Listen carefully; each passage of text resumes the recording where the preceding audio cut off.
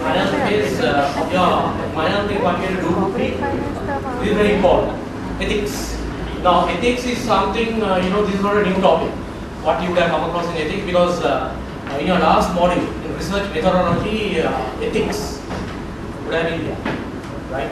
Ethics, ethical way of doing business, ethical way of collecting data, ethical way of implementing plans, Gantt chart, and all everything should be ethical, right? So, what is important here is you have to, when you are doing the BPD, all areas 360 degrees, it should be very much ethical. So, for example, like if you are going to do, say, primary research, primary data collection, you go and walk into one of the organizations with a questionnaire, and if you find that now either party, now you are going to interview and his other person is going to give the data, right? When that takes place, and if the data is given, and if the researcher is altering the data, or they have not approached you in a very accepted manner or something like that, they are all violation of ethical integrity. Changing data, fudging data, or giving drawing of figures, or figures like putting up charts, diagrams or things on on false data and things may not be the true ethical way of doing business, constructing your video. So you must ensure that the people, the right participant, the right form of research instrument, the data collected, and the proper data analysis, everything is done with a high integrity, right? So that is very important. That is what you call ethical way of doing things in your research. So what they are talking about, what research, not the research, but ethics is defined in research. That implies a morality in which research would be conducted, in a way in which the interest of all participants, people, organizations, any party, right? There could be several parties that could be involved. Their interest is, properly addressed and safeguarded. No one is put into unwanted trouble, and all pursue a very code of conduct. That is what I call ethical principle. You can't just simply use bogus data, or fudge the data, or alter the data, or there are protocols that are accepted for research ethics. So those things you need to pursue actively. So in your BDP also there are about these are the research instances here, focus groups, surveys, and lot, right? There are some good research instruments coming into play, right? But then, since these instruments are coming to action, you have to pursue ethical way of collecting data, analyzing data, and presenting a true and fair view of the data collected. So, if you don't do, then of course there could be issues from either the person who gave you the data. You find that these were the data I gave him about 4 to 5 years back, but looks like all change, fraud, right? So legal claims could arise. Or you might find this data what he gave as an organizational leader doesn't seem to be that kind of data. It doesn't reflect that organization's particular financial background or anything. And then there would be some running issues, and legal claims could arise, right? So both parties should be true and fair when giving exchanging data, signings. So information could only be used. Now there are certain ethical use. So if you are going to get information, it's only going to be used for this one. Only for the purpose of research. If you are going to do an analysis of the production flow in a factory environment, the data what you collect is only going to be used to analyze the production flow during a given time. Frequency testing and things, right? And you are not going to divulge the data to a competitor, to a friend, or to anyone. So that is no information could be obtained by deception. You can't say you are someone else, and then, but in fact you are being this person, and you cannot deceive when you are trying to get important data. Anonymity of the participants would be assured, right? Someone with whom you are interviewing and things, right? Anonymity would be ensured, and ensure that also the participants' information sheet, that's a document called in your ethics pack. Participants' information sheet.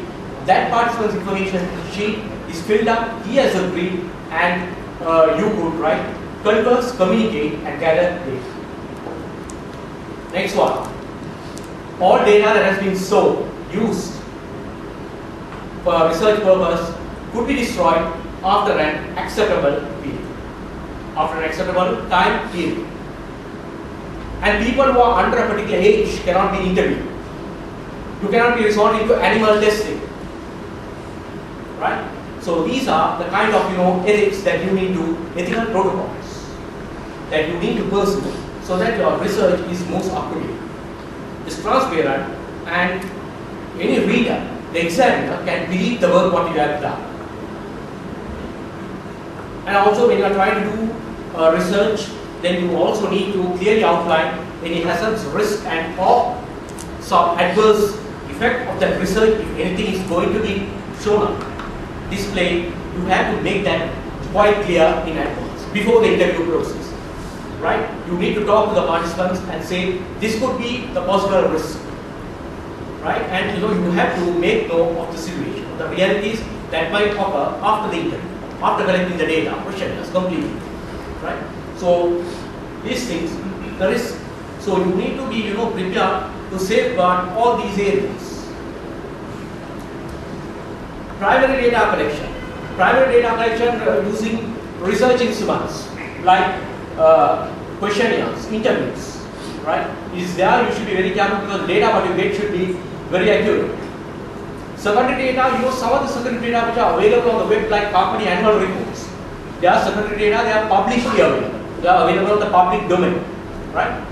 There are some secondary data which is under password, like companies would, they don't want to divulge it to the general public. So that kind of secondary data requires ethical approach.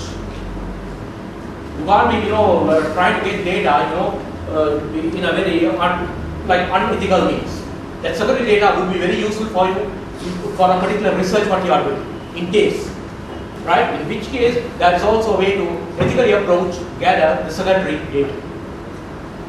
So therefore, you are required to use certain ethical documents, ethical code of conduct, and that is all outlined in this pack, right? You will be getting, right, a pack called Ethics Exemplar Pack, and that Ethics Exemplar Pack has 9 segments or 9 exemplars, right? This one, look at this one. You will be using Exemplar 1, which is known as Devolved Ethics Approval Application Summary, and Part 1 of Exemplar 2, in case we have been only resorting to secondary data collection and enhance. Secondary data collection. If only secondary data is being used, we will be using the Devolved Ethics Approval Application Summary, which is known as Exemplar 1, and also using Exemplar 2, but in that Exemplar 2, we are only going to use Part 1, not Part 2.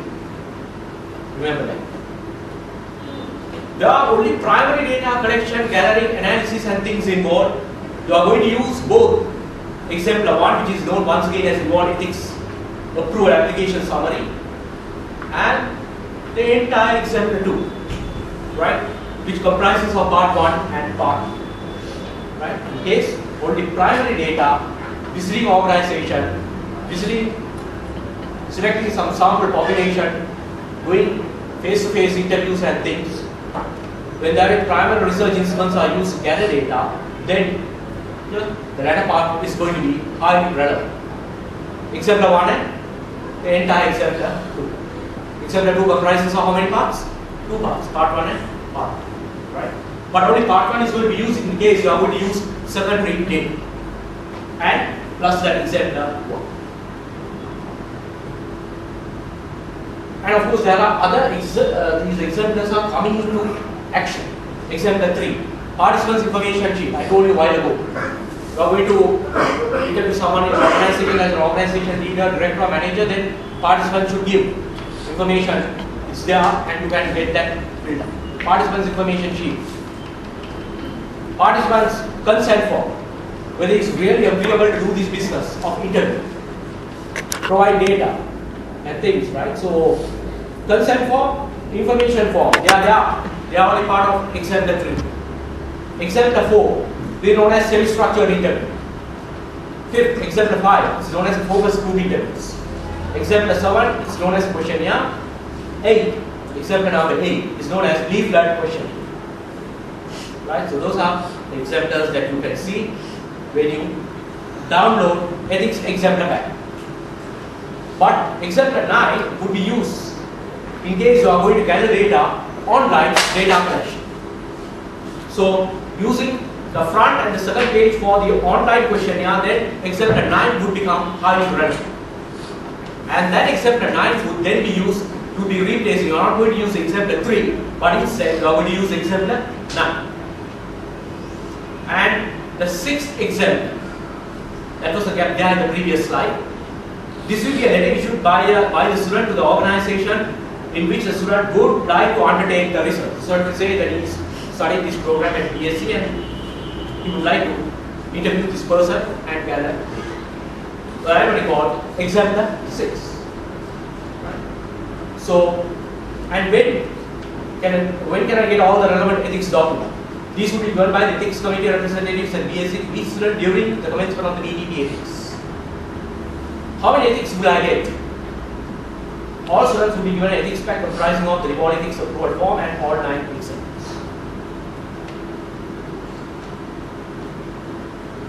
So, as usual, you have to fill up at least, in your third feedback session, exemplar 1 and exemplar 2 needs to be properly filled up and hand over to your respective supervisor.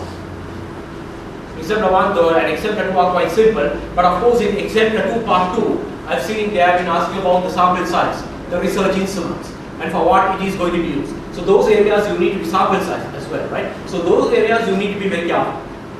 Structure. Other than that, I think the exemplar 1 and the other areas of exemplar 2, right, should be fairly straightforward. Just simply as animal testing, laboratory testing, human testing, things of that kind, right? So they are quite straightforward, but part 2 of exemplar 2 only talks about sample size, research instruments, and things that you need to carefully fill up. So all this, and in case there is some changes that you need to make, or the supervisor will say, no, this area, this is how you have to correct this sample. This is how you should fill up the exemplar 2, part 2 of it, or part 1 of it, right? So you could make changes and come and give it to the supervisor in the subsequent session. But ensure that all your these exemplars, all completed exemplars from 1 to 9 is finally handed over when you are giving the 100% BDB draft for feedback. That will be somewhere towards the latter part of the session. At that time, all 9 exemplars should be duly completed and handed over to your respective supervisors. So, in between, there could be changes. The students come and say, now I changed, I want an additional questionnaire, I'm going to use a structured one, I'm going to use an online one. Earlier I did not use, but now I'm going to use, right? So there could be changes, right? So all those changes are accommodated, and finally, when you are going to hand over the BDB draft on that day, you have to come and meet the supervisor and hand over all completed, updated ethical exemplars, ethics exemplars. Right? So here you will be need to submit exemplar 1, exemplar 2 at the third feedback session, and the remaining exemplars, as I told you a while ago, second ago, right, duly completed and submitted at the time of handing over the 100% BDB. Right? So, and what happens? If you don't give, then you lose 10% of the total marks. So this is all about ethics. But of course, there would be a session on, once again, there would be a session on session 2, right? A detailed session where the supervisor will be talking about every exemplars in detail. We just outline and to even understand what this exemplar is about, right? In the second session, your supervisor would come into action and talk what is exemplar 1, what are the data, and how it should be. What is exemplar 2, how it should be. What is sample size, what are the researches. All that, the supervisor would come over here and give a detailed explanation. So this is about your ethics. That's it. Okay. Any questions? But of course, for you to ask these questions, you should have a look at the ethics exemplar facts as well, right? So, anyhow, right? At the moment, right? Hope you don't have any kind of questions, but there would be questions anyway. There would be, right? There still to be questions, and maybe when you download, Later on, you'll be getting the ethics exam. And have a good look at that and meet your students. Any questions on ethics? Can we use viral emails? Sorry? Can we use emails for collecting data? Email? I mean, the online questionnaire? Yeah. Yeah, of course. Email uses like What emails? Online questionnaire? Sort of a viral type of thing. You can generate, but it has to be a form of an online questionnaire. Yeah? But even that you have to submit a draft version of the online questionnaire. Yeah?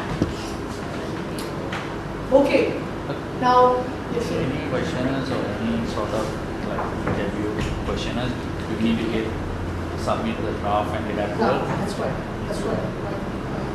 You have to the draft and see. But then you can update. You can change some, add some questions, remove some questions. Right? But initial draft you have to submit to supervisor. But the final version you have to submit 100% draft line. Yeah. Okay. This is about the brief that, right? All of you, this I hope it was an email. Yeah. So you have to. Amali will email announce when you have to submit this. Remember on a particular deadline. So that when you submit this proposal, right? Your cycle starts from that day onwards, 12 weeks, not from today. Yeah. So Amali will email that very soon with all the necessary documents. So remember, you have to submit the hard copy, right? You can't email and all like that. You have to submit a hard copy. These are the things that require the information, the student name, your intake, right? March or whatever, then you also told him or something. And the location BSc Colombo, yeah? And topic title, very important topic title. Yeah? Whether you plan for new business proposal or it's existing proposal, you need to plan or you need to have a good, attractive title, right? Normally students write titles like dissertation titles, research proposal titles, like that. It's not applicable. For example, if it's a new business, then new business venture 4, something like a launch of a, right, a sort of a, for example, like a mobile service, right, automobile service or something like that. If it's an existing proposal, then sort of like a strategy, maybe about the development strategy or market penetration, or maybe a product diversification for XYZ company, something is meaningful, right? A title, but title can be fine-tuned later on with the supervisor's feedback. But initially you must have a title. Don't leave it as a blank. Then it's very difficult to supervisor to understand what sort of a proposal or what sort of a plan you have. And the company. If it's a new business proposal, don't leave it as a blank. So you should have a plan of the company name that you're going to register. Maybe private limited or something like that, right? So it also a required thing. Even existing proposals, you can come up with the existing company name, right? And then the purpose of the project, it's very important, the rationale. You have to write a little bit of detail, information about why you want to do this, right? Maybe you identify the opportunity gap, gap in the market, right? Or maybe for a better sustainable future, or better competitive position as an employee, right? But to a company or maybe to another company, something like that. So you have to have a good idea of why you want to do this project, the purpose of the project, right? The significance or the rationale, right? Just if you want, you can bring some statistics, right, to show from the industry, from the market, or from the competitors, right? Your competitive position and you want to grow for the next few years, right? Within next few years, the level that you reach, the level that you plan to reach, something like that. So purpose of this project, the purpose or the significance of the project should be a justification. Why you want to go ahead and do business? Then some evidence, right? Some statistics, right? Even a new business or existing business proposal, again a justification, right? And then the next one is research design. So this is compulsory thing. So very compulsory. Most of students, they like 2-3 lines, deductive and exploratory, and use some instruments. Not that sufficient. You have to write in detail, right? By nature, my research design, it's more inductive, it's investigation type, it's a bottom-up approach, right? And also it's a qualitative nature. And then I plan for my design as a exploratory, right? And with the strategies like survey plus archive, and then my instruments are, these are the instruments, right? And your sampling plan, sampling method, how you're going to analyze data, so data requirement, data types. So the detailed plan, right? Maybe you need fine-tuning when you conduct research about instruments, sampling plans and all, but you must have an understanding. Once you decide whether it's a new business or existing business, then you must identify the segment, target segment, the population, and the sample sizes, and how you're going to collect primary, secondary, and how you're going to analyze. Those are basic things, yeah? Fundamental things of the research methodologies you need to explain, detail, because this is something like a guideline to you, right? So you have to do a proper proposal, you have to submit a proper proposal, and then you can keep it throughout your 12 weeks, and you can look at it, right? When we give the feedback also you can incorporate it, and then with that you can have a good idea of this is what I'm supposed to do, this is what my research plan, this is what my initial idea. So something like this. So therefore, do a proper proposal, submit a proposal, and then you get a good feedback from your supervisor. Yeah. And then project time plan. This is something like for the 12 weeks, not for the project launch. Remember, you have 12 weeks. For example, you can start with the brief proposal submission. That's the first task. And then planning for the initial stage, coming for the first session, get the feedback for the brief, and then planning for the research, right? And preparing questions, preparing questionnaires, planning for interviews, and preparing exemplars as well. And then coming for the second session, something like that. So you have to plan your Gantt chart activities with coming for feedback sessions, and then within next few chapters, what you plan to do? Conducting research, collecting, preparing instruments, and then conducting research, collecting feedbacks, analyzing, summarizing, right? And then business planning, business modeling. So like that, in between that you have to encapsulate third session, fourth session, attending to the guidance session, third one, fourth one, fifth one, like that, then 100% draft submission, then RRR compilation, planning for RRR components, right? And then get the feedback for RRR, coming for the RRR guidance sessions, right? Then compiling, and then the last 12th week, when it comes to that area, so you have to mention that submitting the final version of the BDP and the RRR to the portal. Final version submission, something like that. So this is purely for the 12 weeks Gantt chart, right? Not for the business launch Gantt chart. So that you need in your BDP, but this is for the 12 weeks. Remember, yeah? It should be in weeks. Huh? And then, do you have access to the data sources? This is very important. Another area, students are very weak.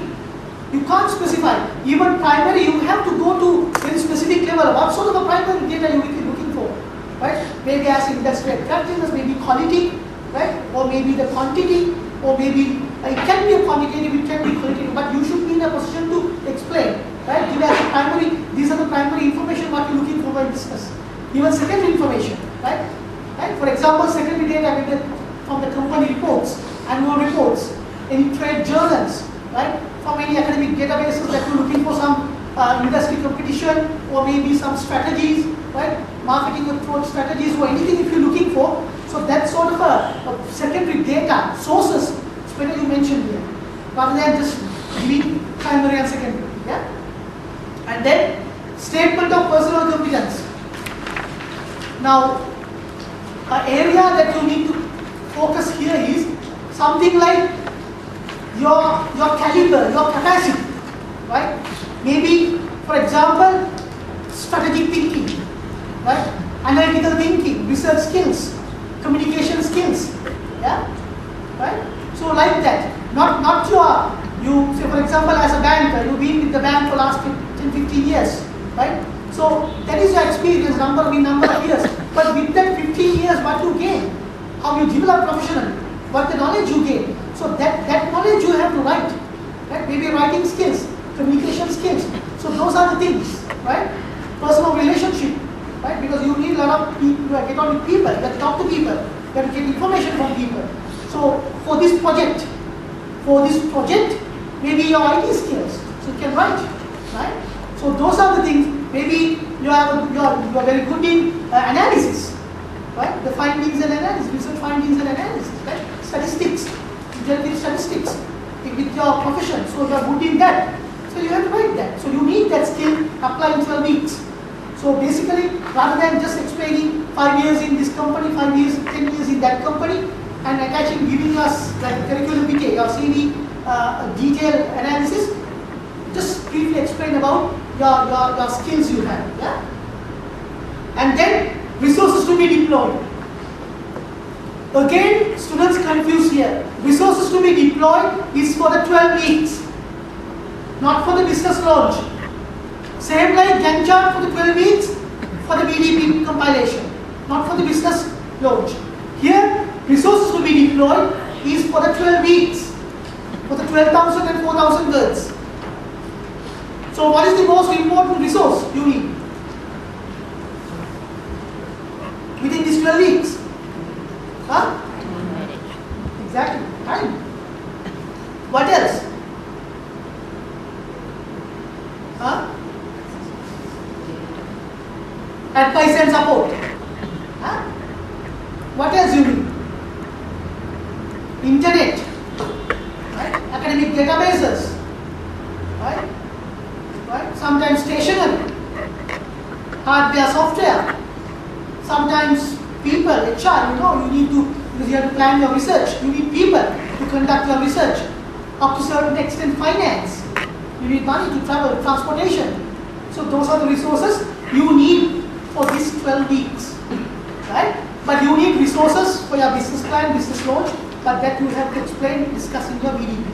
But this is for the 12 weeks in your BDP compilation, okay? With the date and the signature. So when you submit, Amali will inform very soon, yeah? The deadline. When Amali informs that you have to submit on that deadline. So once you submit on your deadline, your 12 weeks starts from that date onwards. Yeah?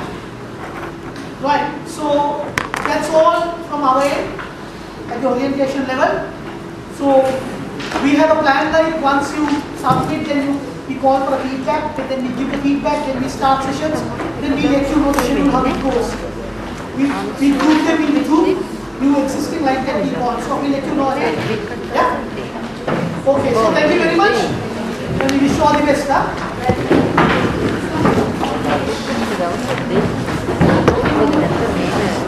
දැන් අමාලි වෙනවනේ අපිට submit කරන දවස. දැන් submit කරන දවසේ ඉඳන් තමයි මේ සයිකල් එක මම මේක දාන්නම් මේ සයිට් කොහේ ඩවුන්ලෝඩ් කරගන්න පුළුවන් වෙනවා. එහෙමද?